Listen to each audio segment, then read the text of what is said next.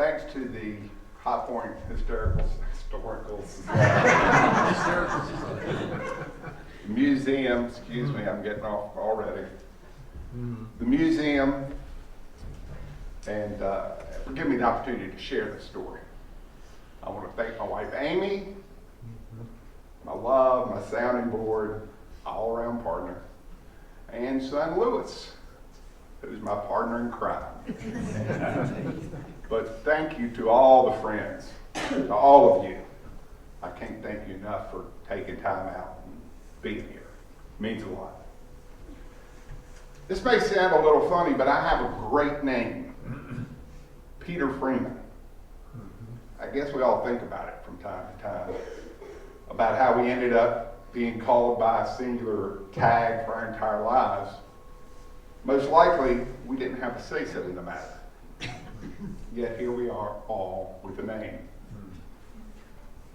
In my case, I was named after my grandfather, William Franklin Freeman Sr., but not William Franklin Freeman Jr. or William III. I have my father and my brother for that. I was named after his nickname, Pete Freeman. And what a gift that was. I wasn't burdened with a formal name based on heredity or something I had to live up to. I could just be Pete, informal, no pressure, at ease, just like a nickname. Thinking about that, I probably should have taken a little more advantage of that. But that wouldn't be the last gift my father would give. In addition to food and shelter and all the education stuff, he gave me a window into the past, a wonderful snippet of his family and mine. His father, his mother, and his brother George, from a point of view I'd never been able to experience otherwise. On Christmas Day in 1971, my dad presented my brothers, my sister, my cousins, and me a complete typewritten transcription of the family letters in my grandfather's journal, written during 1943 and 1944. It was organized and legible. And it charted my grandfather's 2 civilian assignments to Brazil during the height of World War II. The first being on his own, and the second being accompanied by my grandmother and uncle. My grandfather felt obliged to the war effort. He packed his bag and his expertise, and he traveled thousands of miles for the cause. The country, in the meantime, had its focus on winning the war and was busy converting from an industrial to a military infrastructure. Patriotism and duty to country were hip. Rationing, conservation, the servicemen, women in the workplace, and the fear of battle reaching American soil were on the minds of Americans. With this manuscript, I've had the opportunity to peek into this time from my family's point of view, through their own personal letters. Those letters were full of nicknames. My dad was Billy Bunk, or Bunky. My Uncle George was Pug. My grandfather's sisters were Sis Addie, Sis Lil, and Sis Pete. I don't know what it is in my family the name Pete. But there was Bubber, there was neighbor Dr. Brick Siders, and the entrusted Cap Tilly, who managed the engineering firm in my granddad's absence. But the most endearing doves were reserved for my grandmother, Shug, my dearest Lib, Honey, and of course, Sweetie. But important to me, almost every letter was signed, devotedly Peter, and that makes me very happy. The only thing more exotic than the nicknames were the stories themselves. In May of 1943, Brother Pete left his family and his engineering practice behind right here in High Point and began a journey to the Amazon River. At 43, his job was to administer the construction of health centers, hospitals, roadways, airstrips, and support buildings at towns and rivers in towns and villages up and down the Amazon basin. The ultimate goal was to deliver Brazilian rubber from the Amazon Valley to further the Allied war effort. After the Japanese raid on Pearl Harbor, the United States imposed gasoline rationing. Interestingly, a fuel shortage was not the primary problem. The unpopular gas rationing was designed more to reduce rubber consumption than to conserve gas. The Army and the Navy were in desperate need. Because Japan occupied Southeast Asia in 1942, the rest of the world was cut off from more than 90% of the global rubber. That was not good for the good guys. At first, the country tried to reduce rubber consumption and have drives to collect old tires and products, but ultimately, the drastic measures were needed. Faced with a huge deficit, Roosevelt got behind the government's development of new synthetic rubber. But synthetic rubber production lagged and was not suitable for heavy vehicles and airplane tires. The U.S. government negotiated an agreement with Brazil for its rubber surpluses. The U.S. also committed to Brazil $5 million to improve rubber production. Brazil was neutral until January of 1942. The Brazilian government under Vargas severed ties with the Axis. 9 months later, it declared war on Germany and Italy. Brazil was an ally and faithful to the war effort. Brazil would in turn contribute an essential resource. The traditional methods of extracting rubber were labor intensive and included being in very cruel jungle conditions. To ensure an abundant supply of labor, Brazil committed to transporting 50,000 male workers to the Amazon region, and expenses were mostly covered by the U.S. government. The formation of the Brazilian SESP, Special Services for Public Health, provided the agency and the framework for providing public health for the workers. Because of jungle disease, mostly malaria, efforts were intensified along the river. It was the construction of these various hospitals, clinics, airstrips, roads, and other facilities in support of public health efforts that received my grandfather's attention and direction. The lead U.S. agency was the Rubber Development Company. Its responsibility included the purchase and transportation of the Brazilian rubber. According to Pete Freeman, in a presentation to the High Point Civitan Club in 1943, the agency is so important to the whole war effort that it operates its own fleet of ships and planes, and it carries the mail for its hundreds of employees. For 19 months, my grandfather juggled the administration, the Brazilian government, the culture, the language, and built factories in the harsh conditions of an undeveloped third world jungle just to get rubber out. He was the happiest when the projects made progress, but as you can imagine, the complexity of building in these conditions took its toll. There were many times when his letters portrayed his frustration. He missed his family, he missed his High Point friends, and he grew weary of whether his efforts were really making a difference. The great Allied war effort was complex, and the resources were thin and very slow to materialize. The goal of transporting 50,000 rubber workers was an undaunting task. The SESP and the Americans were desperate to provide sanitation and health care for the transients. In addition to construction, the task involved the training of physicians and nurses and sanitary engineers. Other health issues in the region required attention also, and a trip to a wilderness leper colony was documented in his journal. Malaria was real and it was rampant, and it wreaked havoc. Many workers and many of my grandfather's cohorts fell sick. In due time, Pete would also suffer from its effects. It was my grandfather's desire from the beginning to have his family join him. what an aspiration, or should I say a pipe dream. It's hard to imagine even attempting to travel with 2 kids and your spouse to a remote jungle outpost during a World War. The only more adventurous act was that my grandmother was not only okay with this, but she was a co-conspirator in the whole ordeal. Saddled with 2 adolescent boys for 7 months while her husband traipsed around the southern hemisphere, Grandmother Liv was a parent and manager of all things stateside.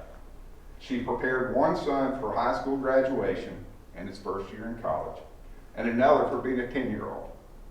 At the same time, she managed the household, the finances, kept a watchful eye on the engineering firm, and she even spearheaded a long-term lease on their Greenway Drive home before she departed. Most importantly, she navigated through the complicated wartime arrangements and red tape to secure her family's international travel to the third world for my grandfather's second Amazon posting. My grandparents' tenacity paid off. After months of navigating through the system, my grandmother and Uncle George made the long journey to join Pete. Wartime travel was trying and included a party system. The passage of a wife and a 10-year-old did not have high priority, and their journey included delays and detours. Having Bill accompany the family made things more complicated. Liv made the journey with George alone. My father Bill stayed behind and started his freshman year at State College, Pete's alma mater. Bill turned 17 in October and at his earliest opportunity enlisted in the Air Corps, or the Air Force. Impatiently, he waited on his 18th birthday when he could join his classmates in active duty of his country. My granddad's letters to my dad helped keep things light. He did not want to weigh on the family, and he craved news from home, and especially his family. Questions like, is State playing football this year? And if so, what teams are they playing? Do they have a good team? Or are they, like usual, mediocre? One thing I've learned through my research, some things never change. With his second posting, my grandfather was promoted to chief engineer, stationed in Manaus, which is up the river, to district engineer stationed at Belém, which is at the mouth of the coast. Both posts required travel up the Amazon for weeks on end, leaving my grandmother and uncle to fend for themselves in a foreign country with almost no language skills, all during wartime. Belém was more hospitable, and the family's experience was rich indeed. George was enrolled in school with Portuguese being the primary language. My uncle took pride in being able to assist the English class and excelled in street Portuguese, if not formal writing and grammar. The Freeman family, I'm afraid, never fully mastered the language, or should I say, never overcame the southern drawl. But like a good clan from North Kakalaki, they became enthralled with the critters.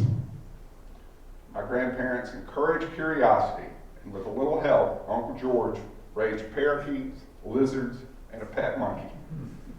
Excursions to the edge of the jungle and beyond included sightings of jaguar, crocs, or caiman, snakes, and other reptiles, exotic birds, fruit, and flesh-eating plants, just to name a few. With that, I want to show a couple of excerpts of the letters I'd like to share. I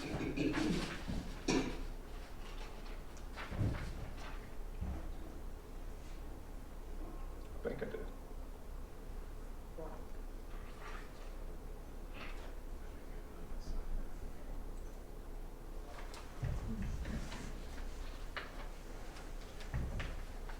This is my grandfather's registration card, and then an early letter to my grandmother. He said, the next time I write, you hear from me, this country boy will be a long way from home.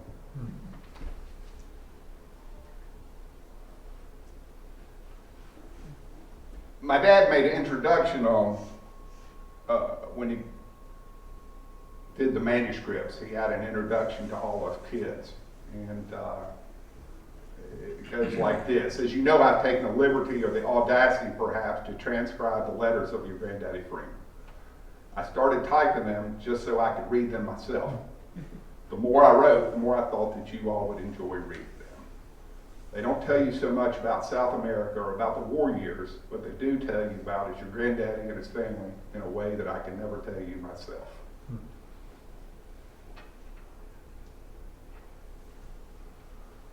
The weight of the journey.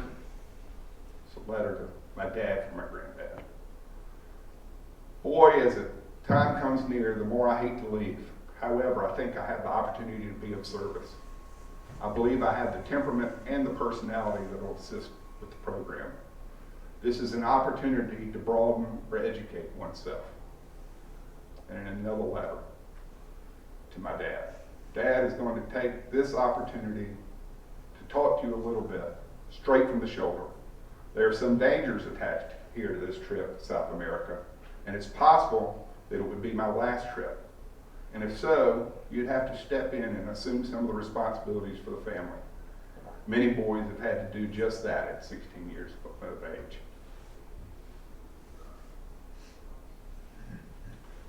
He always kept a sense of humor, however, and in some of the letters you'll see a lot of funny things going on. And this to my dad. Bill, just sending you this so you can realize and visualize the hard and strenuous work that I'm undergoing. And to my grandmother, give all the neighbors my regards, then and tell them be sure be glad to get back to the hollow. Tell Brick Saunders that he would crack his sides at the way I'm introduced to the native people as Dr. Freeman. Brick Saunders was a doctor. Something in the water. It's morning, and for the second day we've been without water. We have to get water from the river. It's about 2 blocks away. I guess it's all right if it doesn't kill you. And then in a subsequent letter, I've been in bed all day. Guess I got a bit careless and contracted ptomaine poison.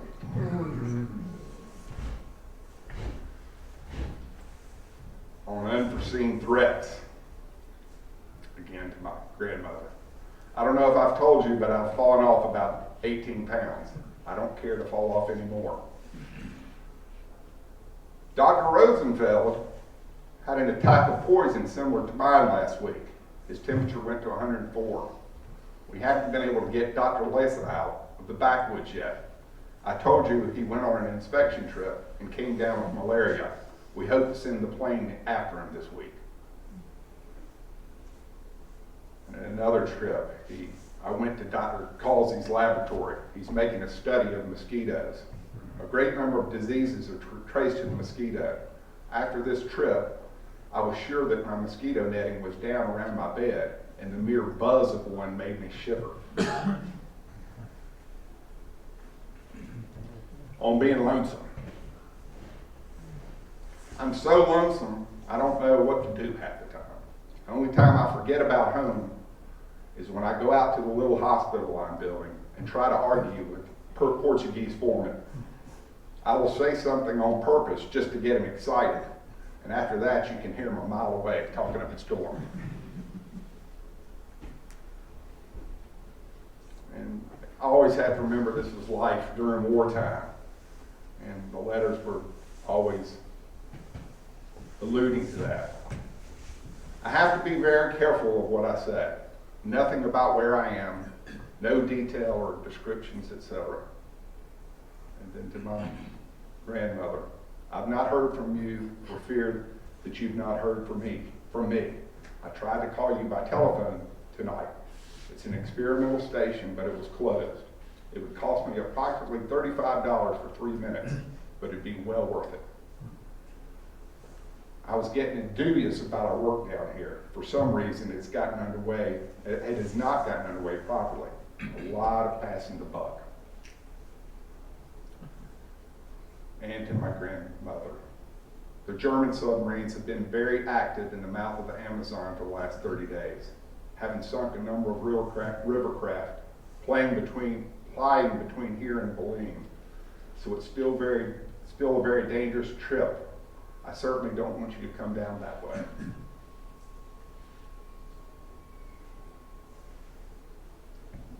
And this was to my Uncle George. He was telling me about things in the jungle. Tell me that this bush catches all kinds of insects and small animals. A man had two large lion skins he was bringing into town on a cart. I collected some cotton and I'm enclosing a small piece. This was taken from a cotton stalk which was 8 feet high. Our cotton never grows but about 2.5 feet. The way people wash their clothes, the women sit in the streams and beat their clothes on board. Things in the jungle. How do you like this lynx or mountain lion or whatever it is? The birds have various colors, including parrots. People on the flats live under the banana trees. A wild cat was attempting to swim the river, but it was all but gone as it passed. And no, we did not stop to help him out.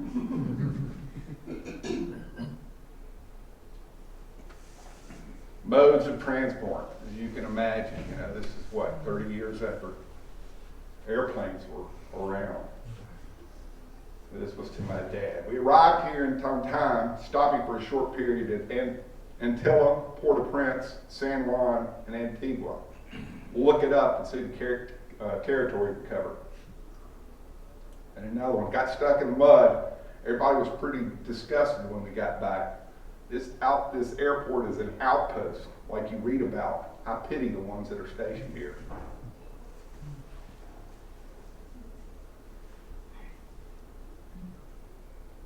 On the river to my grandmother. I'm living in a hammock on a boat. I'm lying in a hammock on a boat. We're proceeding up the Rio Negro about 40 miles above Manaus, stopping at this village or that house to distribute Ataprim, which was anti-malaria medicine. We stopped at one village.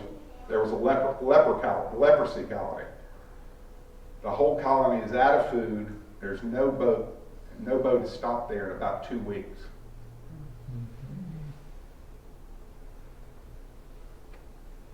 On the building projects. This is from his journal. No transportation system other than the river. No supply markets near the sites of construction. And no skilled personnel at the points where needed.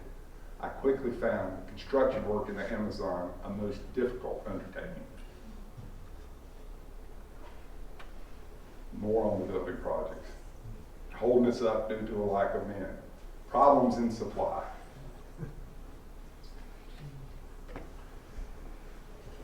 So, in February of '44, Pete had come back to High Point and in turn started the journey with my grandmother and uncle back down to the Amazon. The whole time my dad let us know in the manuscript what he was doing. So we always had an idea of what he was doing while they were down there.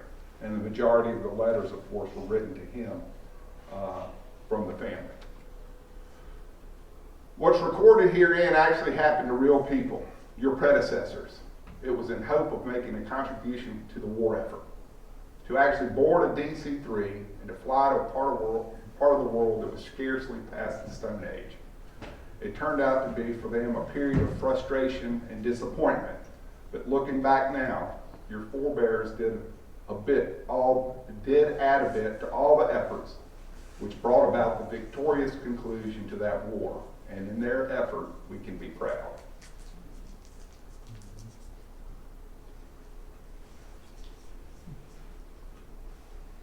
So this was the beginning of my dad's first semester at State, and he would enlist in the Air Corps at that time. And my grandfather, I've been appointed to the position of engineer in the Blaine office. When I return to Blaine, the hasty and proper construction of these health facilities will be my contribution to ending this bloody war.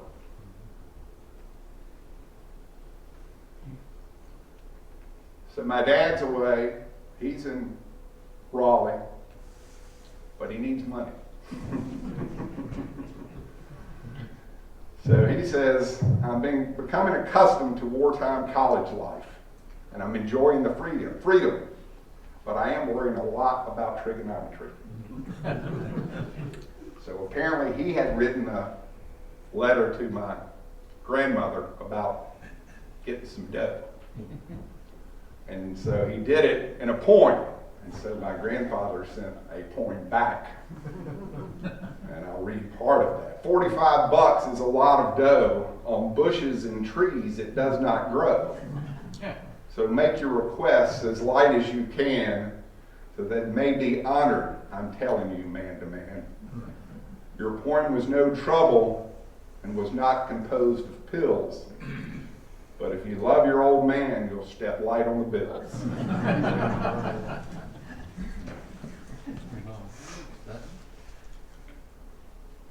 So my dad ended up failing trigonometry. But he visited a girl named Billy at Montreat between the quarters, and with a young man's fancy, he rushed into the spring quarter at stake.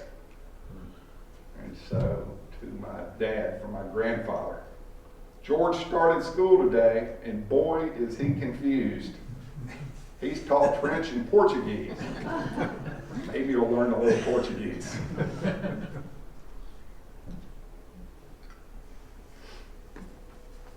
Why not? So my dad had a little Crosley. I don't know if anybody knows what a Crosley is, but it's a little 2-cylinder car that my grandfather bought in the Depression, just because it got great gas mileage. So he drove the Crosley from High Point to Raleigh, but that time it didn't make it. So this was a letter from my grandfather and my dad. He says, George got up early this morning, about 5 o'clock, to go down to the market to buy a monkey. I tried to get him one on the last trip, but we couldn't find one that I thought he would like, so I bought him a parrot instead.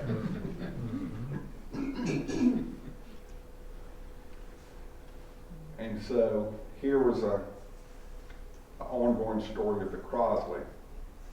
My dad's being rushed by fraternities as college enrollment declines. As you can imagine, everybody that's of college age is being sent to the war. Been rushed by college fraternities and college enrollment declines. I'm enjoying my little car, even though when it was rolled by friends into the lobby of the movie theater I'm attending with a date.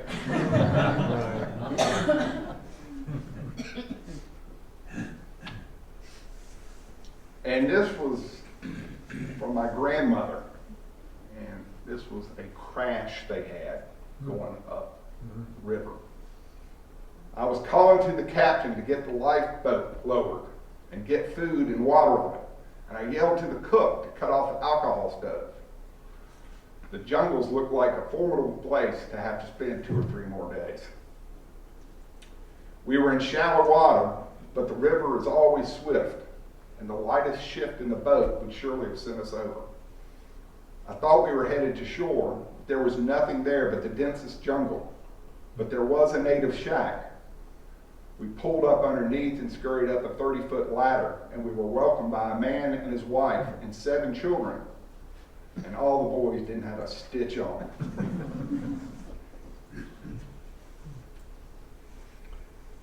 The house was high on stilts. The tide was out, and the pigs were rooting around in the mire underneath the house. Lizards and horned toads were playing around the floor. Not even the children seemed to mind. I slipped back in a corner and pulled on my slacks over my clothes, and no doubt gave them something to talk about for days to come. A woman in pants smoking a cigarette. I went away with many thoughts, but the main one was whether we should pity them or they us. So by this time, there were only about 300 civilian students that were at stake. Monkey business. This was a letter to my father from his brother. And my dad was in summer session, and he realized there's nobody much around. His wisdom teacher giving him a fit. And it's funny, Guilford County had the largest epidemic of infantile paralysis in the nation. So anyway, he left and went down to the eastern part of the state. They called it camp, Hamilcutt. And also he worked tobacco that summer. But this was to him from his brother. A tragedy happened the other day, and it scared me to death. My monkey jumped on an electric wire, and it was almost electrocuted. If I'd been a second longer before we got him, he would have been dead. Mama pulled him in, though, by artificial respiration. The first time she'd ever given it, and it was to a monkey. I didn't know how much I liked him until I saw he was almost dead. Now he has his two back legs badly burned with sores on them. It's funny to watch him, but I feel sorry for him. When he walks on it with his hind legs in the air. The poor little monkey had a bad shock and is sick. So you get a sense of really what was happening at the time, and it was really, these manuscripts were so much a look into my family and to what was going on, with the tone being, of course, the war. My parents' once in a lifetime experience undoubtedly creating incredible memories. It was also an education in courage and overcoming challenges. The family's takeaway certainly outweighed the frustration of unrealistic expectations. In the end, the Rubber Development Company and the SESP failed to meet the production targets. The wartime efforts had far-reaching, if not positive, consequences for development in the Amazon. The intention was to transform the region from isolation to a viable economy, but it really became a disastrous experiment in unsustainable development. The effort established 34 health posts that served as public health clinics. The experiment brought social services to rural populations. Despite distributing millions of antimalarial tablets, malaria continued to devastate all involved. By the close of '44, the Roosevelt administration ended its programs. Thousands of rubber soldiers died, but the survivors started families with the native Amazonian women. Those communities were later organized to fight for their rights as sustainable forest producers. Public health service posts facilitated frontier expansion, but the result threatened the indigenous groups with the onslaught of civilization. The Freeman family's experiences were life-changing, but my grandfather would suffer repercussions from the Amazon encounter.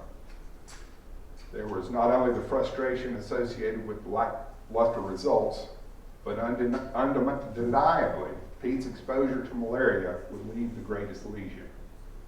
My grandfather died at the early age of 55 after several heart-related incidents, most likely long-term effects of malaria infection in the Amazon. Thank you very much.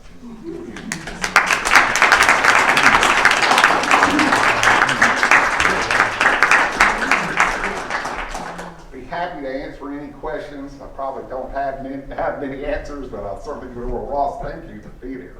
Yeah, well, you're certainly welcome. As it turns out, I wanted just to bring a little more context to your grandfather's first posting, because it happens to do with some stuff I've done research on years ago. Cool.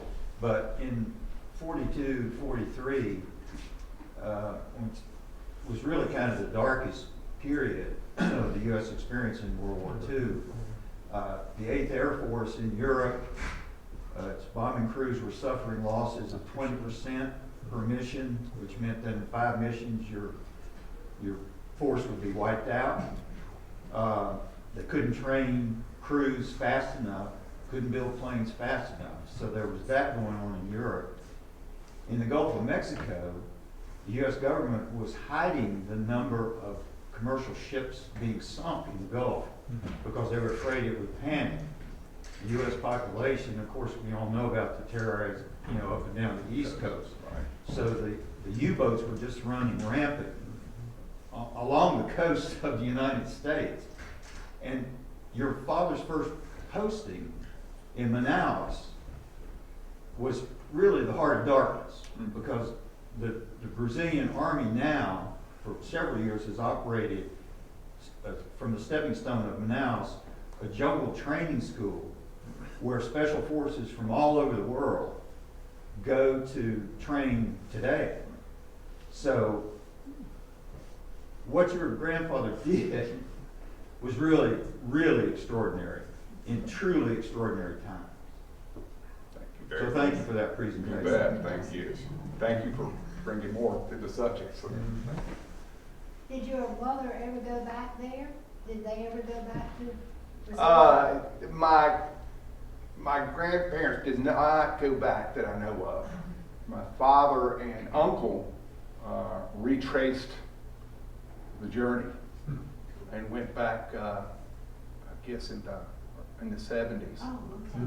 and went back, and my uncle had the opportunity to go back and show all the places and stories. Bill had never been there though. Bill He had not been Bill had not until been. that trip. That's correct. Okay. Right. So that was interesting. I'm Right. sure. And the whole time they were trying to get him there, but it was just, as you can imagine, nearly impossible. And the efforts they put together to even go in the first place were astounding. I mean, my grandmother had very much to do with that.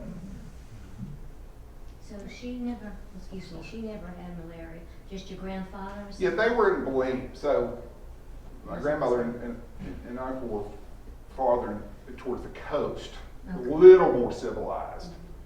And my grandfather would take these long, week-long, 2-week-long journeys way up the river, thousands of miles, Yeah. and to these outposts, and that's where the malaria.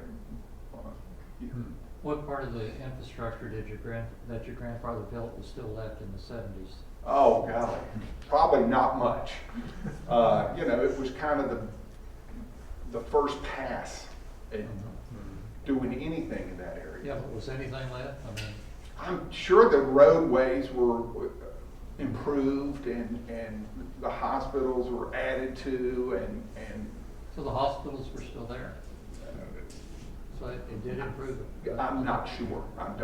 Not positive. But, they started the process. But at the end of the day, all that addition of infrastructure in that area probably wasn't the best for the region. But it was a movement in the right direction. Yeah, Yeah. maybe it was part of the Sometimes we Amazon don't get the devastation. steps I'm not we sure. Were they able to extract rubber from the jungle? Yes, very slowly and with very traditional methods. Cutting and extracting the tar and going through that whole process. But the only way they had to do that was sending more and more people in, because it was so labor intensive that it wasn't like it was an assembly line or some manufacturing process. It was the tedious work of rubber tappers going up there and cutting these trees individually or scarring the trees individually to extract the rubber. Yeah. I guess my question too was there any significant amount there? Yeah, there was, but it never met the goals that they had. There were just too many, you know, the United States was in so many places doing so many things with the war effort that having the concentration of effort just to get the rubber out, you know, was difficult. And obviously working through a administration and the government and all of that was just tough, to say the least. And so they didn't meet the goals, but they certainly extracted rubber, and it certainly helped, if not, you know, reaching the goals.